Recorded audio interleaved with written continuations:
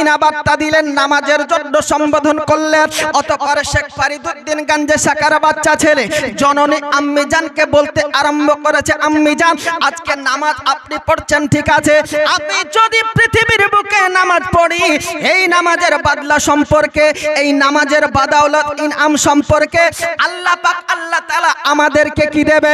এবার শেখ ফরিদউদ্দিন গঞ্জে শাখারের আম্মি জান আজকে গঞ্জে শাখার ফরিদউদ্দিনের আম্মি জানকে আপনার বলতে যখন আরম্ভ করেছে, শেখ ফরিদউদ্দিনের আম্মি জান বাচ্চা ছেলে ফরিদউদ্দিনকে শান্ত দেওয়ার জন্য, বাচ্চা ছেলেকে আপনার নামাজের দিকে ধাপিত করার জন্য বলেছেন, ওগো আমার বৎস শুনে রেখে দাও, যদি তুমি আল্লাহর জন্য নামাজ পড়ো, আল্লাহ পাক আল্লাহ তাআলা এই নামাজের বাদাওলতে তোমাকে মিষ্টি দেবে, তুমি মিষ্টি খেতে পাবে। জোরে কোন সুবহানাল্লাহ। সান্ত্বনা দেওয়ার জন্য শেখ ফরিদউদ্দিনের আম্মি জান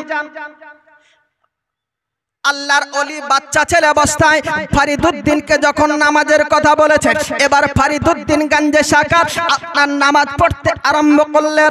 আর আপনার ফরিদউদ্দিনের আম্মি জান যখন আপনার শেখ ফরিদউদ্দিন নামাজ কায়েম আপনার নামাজের মুসাল্লায় দাঁড়াতেন, ওই মুসাল্লার কর্নার পিছনে শেখ ফরিদউদ্দিনের আম্মি জান একটা ছোট্ট চিনির পুরিয়া করে আপনার কিনা ওই মুসাল্লার পিছনে রেখে দিতেন। শেখ ফরিদউদ্দিন নিজ মনে নামাজ পড়তেন, আর নামাজ শেষে মুসাল্লার কোনা উল্টে যখন দেখতেন আপনার এরা চিনির পুরিয়া আছে, শেখ ফরিদউদ্দিন তৃপ্তি সহকারে নামাজ আদায় করতেন, নামাজের দিকে ধাপিত হতেন।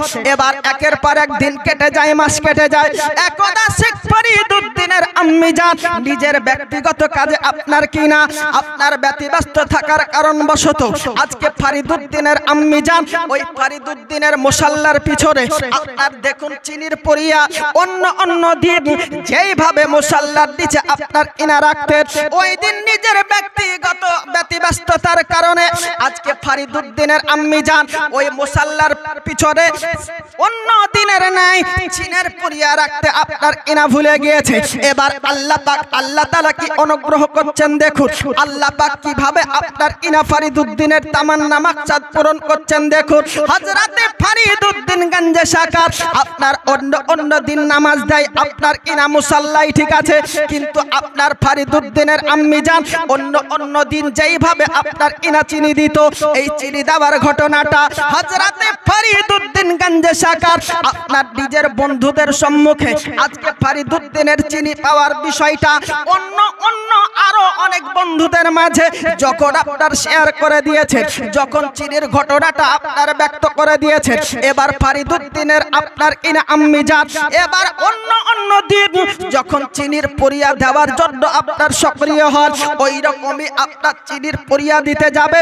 তো দেখা গেল হযরতে ফরিদউদ্দিন গঞ্জে শাখার শুধু আপনার কিনা একাই নামাজের জন্য দাঁড়িয়েছে সেটা নয়, আপনার এলাকার বহু আপনার বন্ধু বান্ধবদেরকে নিয়ে আপনার ফরিদউদ্দিন গঞ্জে শাখার এবার নামাজের মধ্যে চিনির মশাল্লা আপনার কিনা উঠিয়ে দেওয়ার পরে যখন চিনি দেয়, ওই রকম ছোট্ট চিনির পুরিয়ায় প্রয়োজন মিটে যায়। এবার ফরিদউদ্দিন গঞ্জে শাখারের আম্মি জান চিন্তামগ্ন হলো, আজকে আমার ফরিদউদ্দিন শুধু একাই নামাজে দাঁড়িয়েছে সেটা নয়, অন্য বন্ধুদেরকে নিয়ে আপনার ফরিদউদ্দিনের আপনার কিনা নামাজ আজকে কায়াত দাঁড়িয়েছে।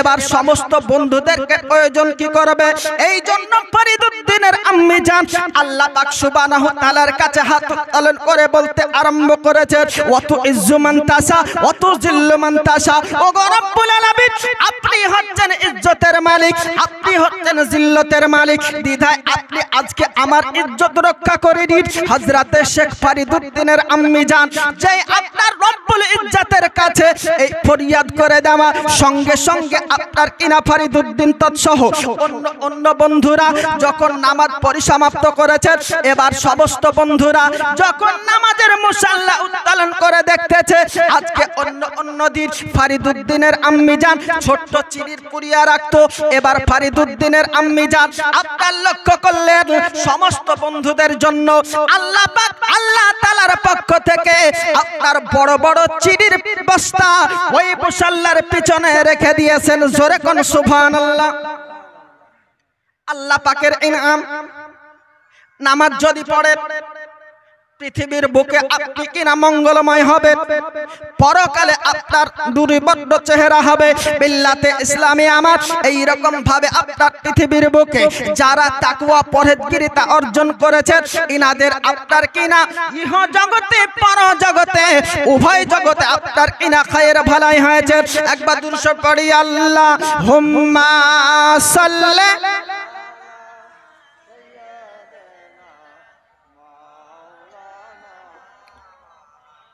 ওয়ালা আলে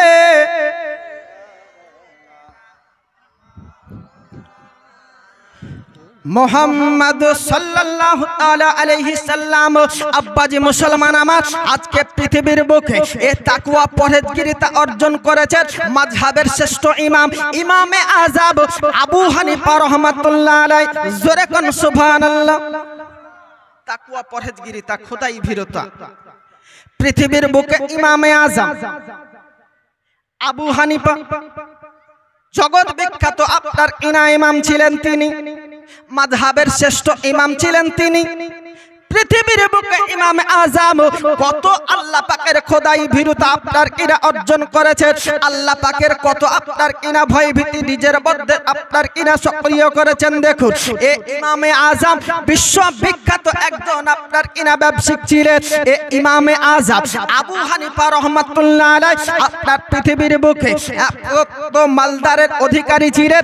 এ ইমামে আযমের সন্নিকটে আজকে অন্য অন্য ব্যবসায়ীরা যারা ইমামে আজমের হতে আপনার নিম্নবিত্তের মালদার ব্যক্তি ছিলেন, ইনারা ইমামে আজমের হতে আপনার পয়সা কাজ নিত, পয়সা ধার নিত, আর ইমামে আজমকে সময় সাপেক্ষে ওই টাকা আপনার পরিশোধ করে দিতেন।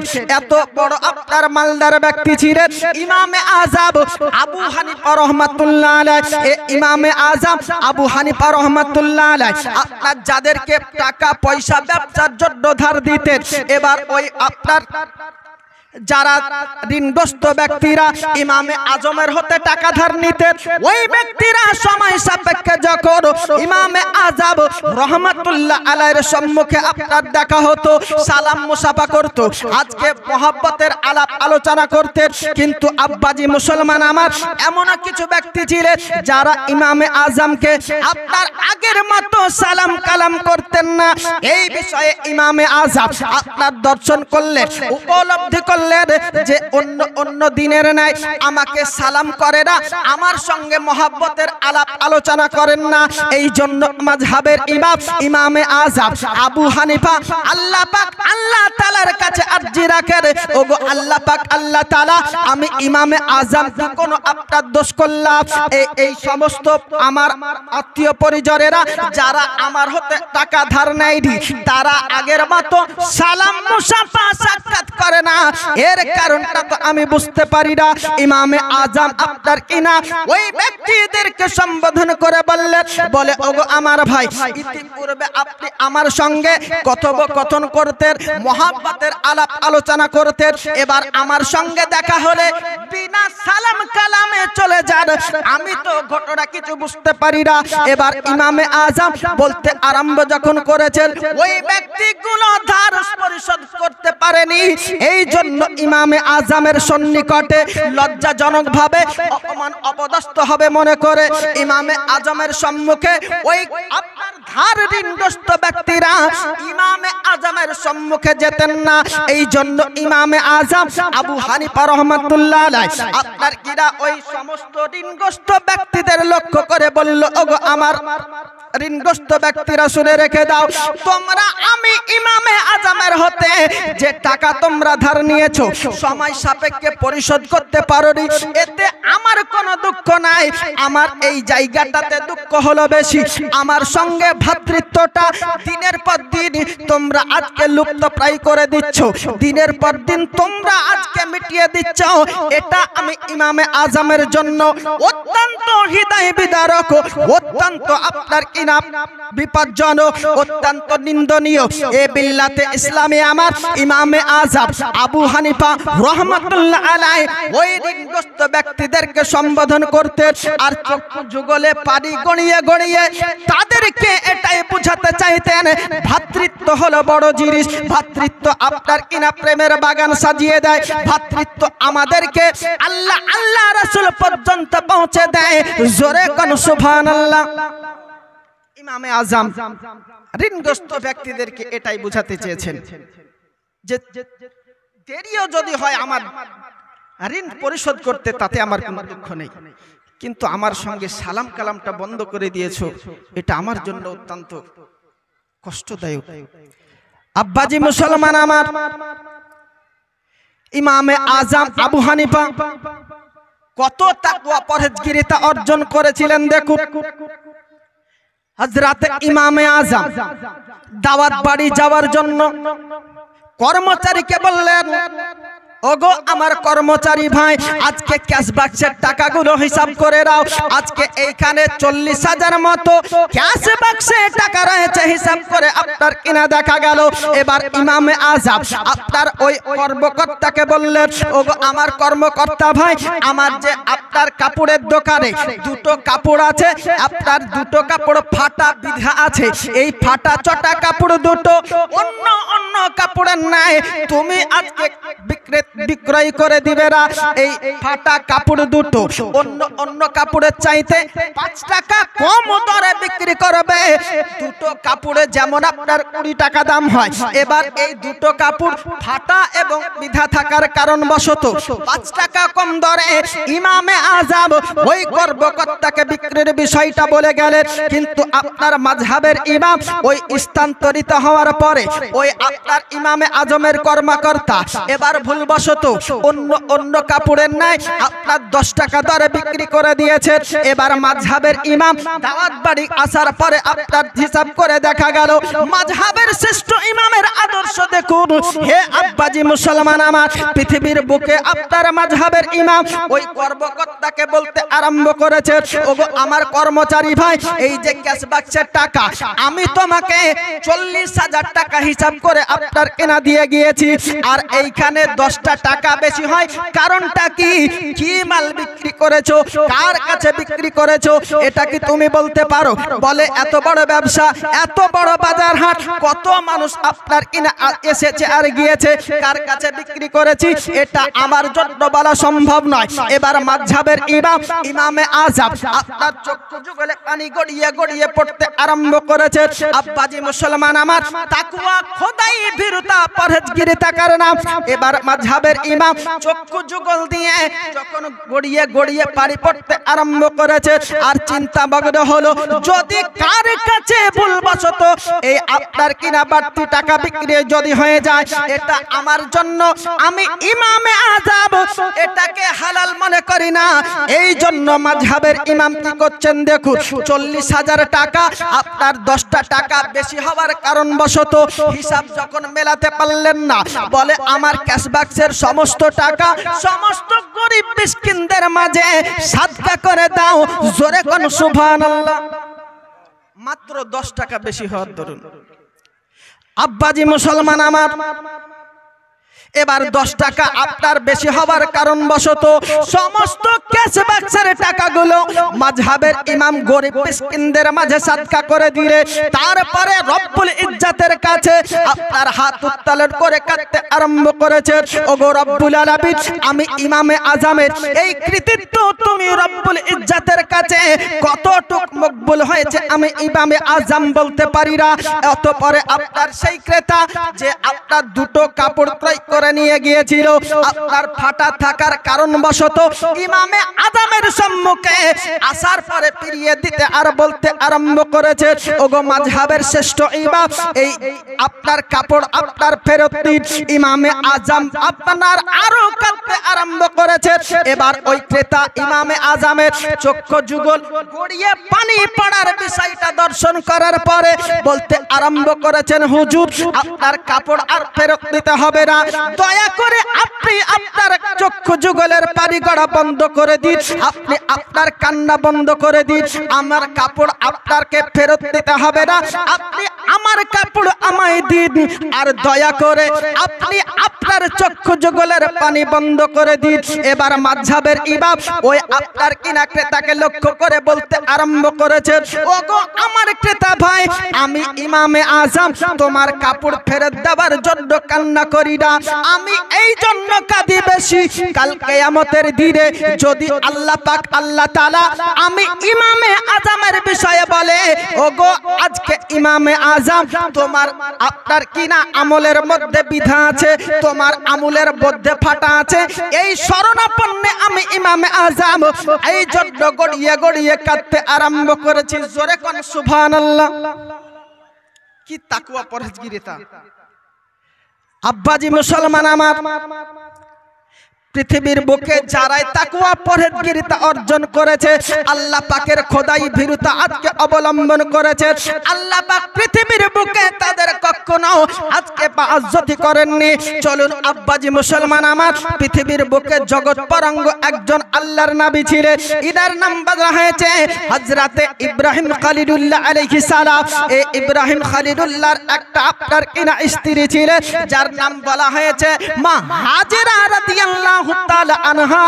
জোরে কোন সুবহানাল্লাহ। মা হাজেরা রাদিয়াল্লাহু তাআলা আনহা পৃথিবীর বুকে মিশরের দেশে একটা বিখ্যাত বাদশা ছিল, জালিম অত্যাচার বাদশা, যার নাম সাধন বাদশা। এই সাধন বাদশার দৃষ্টিশক্তি আপনার অত্যন্ত খারাপ ছিল। সাধন বাদশা সুন্দরী রমণের দিকে নজর দিত, আর যার চেহারা পছন্দনীয় হতো তাকে রাতারাতি উত্তোলন করে নিয়ে আসতো, আর সকালবেলা বিবাহের সম্পর্কে আবদ্ধ হতো, রাত্রিবেলা ফুলসজ্জা করত, আর সকালবেলা পুড়িয়ে হত্যা করে দিত। এত বড় ব্যভিচারী বাদশা, অত্যাচারী বাদশা। আজকে মিশর আপনার দেশে সাধন বাদশা নামের একটা বাদশা ছিল। এবার হাজরা রাদিয়াল্লাহু তাআলা আনহা আপনার পায়ের হাতটা ধরার পরে আত্মীয়র বাড়ি থেকে আপনার ইরা রওনা করেছে, আর পরিবিত পর ওই সাধন বাদশার নজর মা হাজরা রাদিয়াল্লাহু তাআলা আনহার উপরে আপনার নজর যখন পড়েছে, এবার সাধন বাদশা আপনার ইরা চিন্তা করলো, এত সুন্দরী রমণী আজকে আমি সাধন বাদশার জন্য যদি আমি উপযুক্ত মনে করি, বড্ড বড় আপনার ইনা ভালো হয়। এই জন্য সাধন বাদশা কি করলো দেখুন, আপনার হাজরা রাদিয়াল্লাহু তাআলা আনহাকে আজকে পাকড়াও করার জন্য, হাজরাকে আপনার উত্তোলন করার জন্য আজকে রাতারাতি সৈন্য সামন্ত পাঠিয়ে দিল। এবার হাজরা রাদিয়াল্লাহু তাআলা আনহা অত্যন্ত চিন্তায় চিন্তিত হয়েছে। আজকে হাজরার মা এই সাধন বাদশার অত্যাচার সম্পর্কে গোটা মিশর আপনার কিনা এলাকাবাসী জানতো। এই জন্য সাধন বাদশার আম্মি জান চিন্তায় চিন্তিত হলো।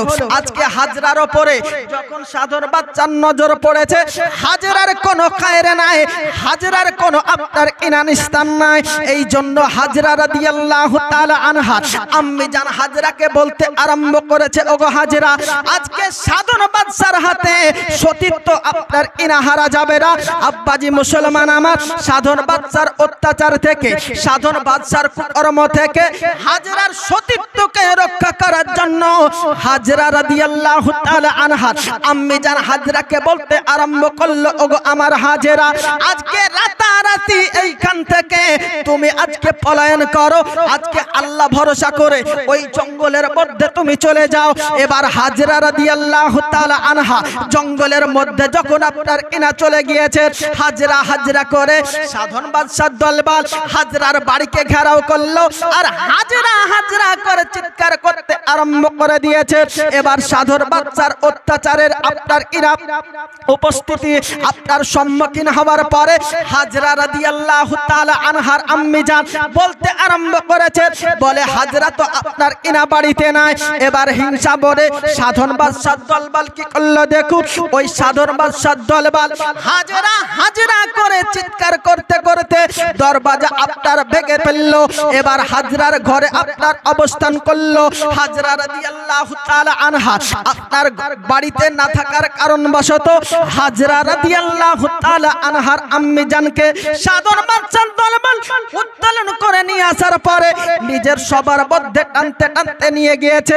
এবার সাধন বাদশার দলবল হাজরা রাদিয়াল্লাহু তাআলা আনহার বিষয়ে এটাই বলতে আপনার কিনা চাইছে যে আপনার মাত জাল ছিঁড়ে পালাতে পারে, কুকুর থেকে আপনার পালাতে পারে না। এই রাত্রির মধ্যে হাজরা হয়তো বাড়ি থেকে পলায়ন করেছে, কিন্তু আমাদের এলাকা থেকে পালা সম্ভব নয়।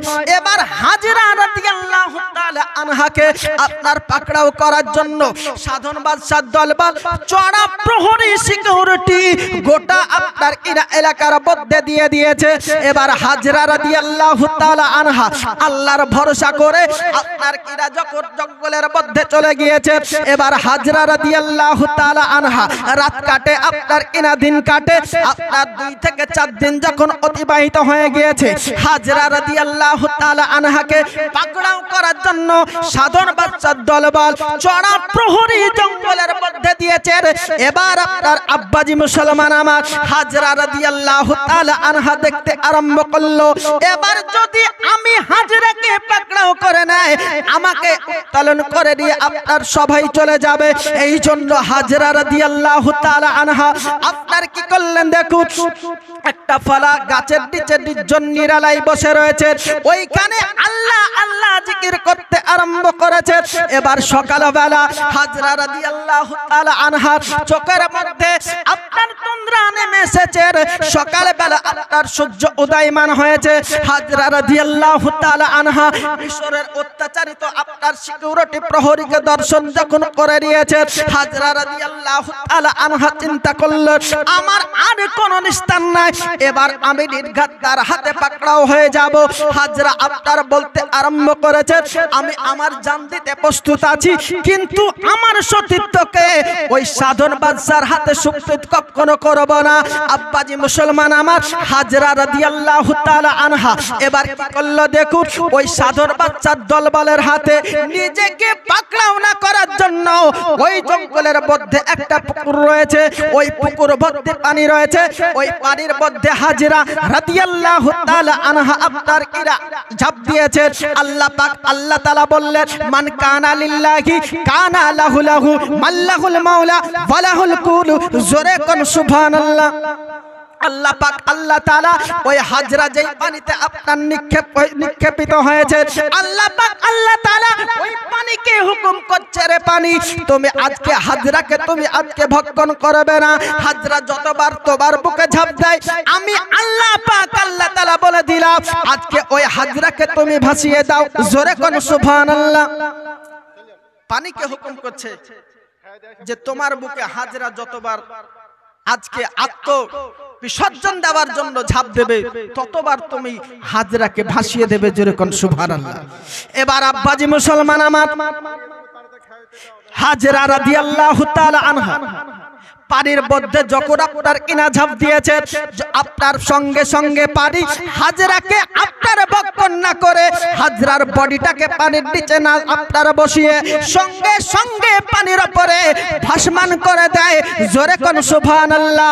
হে মিল্লাতে ইসলামী আমার আজকে তাকওয়া পরহেজগারিতা আজকে সলিহা আপনার কিনা কাকে বলে দেখুন। এ মিল্লাতে ইসলামী আমার হাজরা রাদিয়াল্লাহু তাআলা আনহা এবার আপনার পানির মধ্যে যখন বারবার ঝাঁপ দিলেন, বারবার বডিটা পানির উপরে ভাসমান হয়ে গেল। এবার হাজরা রাদিয়াল্লাহু তাআলা আনহাকে ওই সাধন বাদশার দলবল ভাসমান অবস্থায় দর্শন করার পরে আজকে পাকড়াও করে নিয়ে নিজের সভার দিকে আপনার কিনা নিয়ে গিয়েছে। এবার সাধন বাদশার দলবল যত আপনার বাদীদাসী আপনার কিনা সবাই ছিল, ওই বাদীদাসীদেরকে লক্ষ্য করে হাজরা রাদিয়াল্লাহু তাআলা আনহা বলতে আরম্ভ করেছে ওগো আমার বোন তুমি তুমি কি বলতে পারো একটা বৃদ্ধা মহিলাকে আজকে কয়েকদিন হলো এই সভার মধ্যে আজকে উত্তোলন করে নিয়ে এসেছে, তার খবর কি তুমি বলতে পারো? ওই সাধন বাদশার দাসী, সাধন বাদশার বাদী হাজরা রাদিয়াল্লাহু তাআলা আনহার সম্মুখে বলতে আরম্ভ করেছে, আমি জানি না আত্মীয়তার সম্পর্কে ওই বৃদ্ধা মহিলা তোমার কে হয়, কিন্তু ওগো আমার বোন আমার, তোমায় এতটুকু বলতে পারি আজকে হাজরা নামক একটা মহিলার খোঁজ খবর চালানোর জন্য তার উপর এত পাশবিক অত্যাচার করা হয়েছে, এত তাকে নির্যাতন করা হয়েছে যে হাজরা রাদিয়াল্লাহু তাআলা আনহার আম্মি জান, তারপরও হাজরার ঠিকানা আপনার কিনা বলেনি, হাজরার ঠিকানা সতীত্ব সম্পর্কে আজকে সাধন বাদশার কোনো বার্তা দেননি। অতঃপরে সাধন বাদশা আপনার কি করলো দেখুন, আজকে হাজরা ওই আপনার জননীর আম্মি জানকে হাজরার ঠিকানা না বলার কারণবশত আজকে পিত্রাঘাত করার পরে পুড়িয়ে হত্যা করে দিয়েছে। তারপরে আপনার কিনা হাজরা রাদিয়াল্লাহু তাআলা আনহা আপনার কোন ঠিকানা বলে নারায়ে তাকবীর, নারায়ে রিসালাত, মাসলাকে আলা হযরত হযরতুল আল্লামা মাওলানা আমিদুল ইসলাম রাজভী সাহাব জিন্দাবাদ। এই দেখেন আপনাদের সুদূর বীরভূম ডিস্ট্রিক্ট থেকে আগত মেহমান আমন্ত্রিত ওলামায়ে কেরাম এসে উপস্থিত হয়ে গিয়েছে। তো বলতেছিলাম আব্বাজি মুসলমান আমার, হাজরা রাদিয়াল্লাহু তাআলা আনহার আপনার খবরটা বলার জন্য হাজরার আম্মি জানকে আপনার বেত্রাঘাত করার পরে সকালবেলা হত্যা করে দিয়েছে সাধন বাদশার দলবল। তারপরে হাজরা রাদিয়াল্লাহু তাআলা আনহাকে আপনার বাদী দাসী কি করলো দেখুন, ওই আপনার কিনা সাধন বাদশার কথা মোতাবেক উত্তম গোসল দেওয়া হলো আর আপনার উত্তম পোশাকে সুসজ্জিত করার পরে এবার সাধন বাদশার সঙ্গে আপনার বিবাহ সম্বন্ধ হলো। এবার হাজরা রাদিয়াল্লাহু তাআলা আনহাকে স্পর্শ করতে যখন যাবে আল্লাহ পাকের কাছে হাজরা রাদিয়াল্লাহু তাআলা আনহা ফরিয়াদ করতে আরম্ভ করেছেন, ওগো আল্লাহ পাক, আল্লাহ তাআলা তুমি আজকে আমি হাজরার সতীত্বকে তুমি রক্ষা করে দাও। আল্লাহ পাকের কাছে হাজরার দোয়া আপনার কিনা কবুল হলো। এবার সাধন বাদশার হাতে আল্লাহর পক্ষ থেকে লানতের ত্বক বর্ষিত হলো, আপনার সাধন বাদশার হাত বাঁকা হয়ে গেল। আবার আপনার ফরিয়াদ করলো, হাজরা তুমি রব্বুল ইজ্জতের কাছে ক্ষমা প্রার্থী করো আর আমার জন্য দোয়া করে আমার হাতটাকে ভালো করে দাও। কিন্তু শয়তানের শয়তানি গেল না।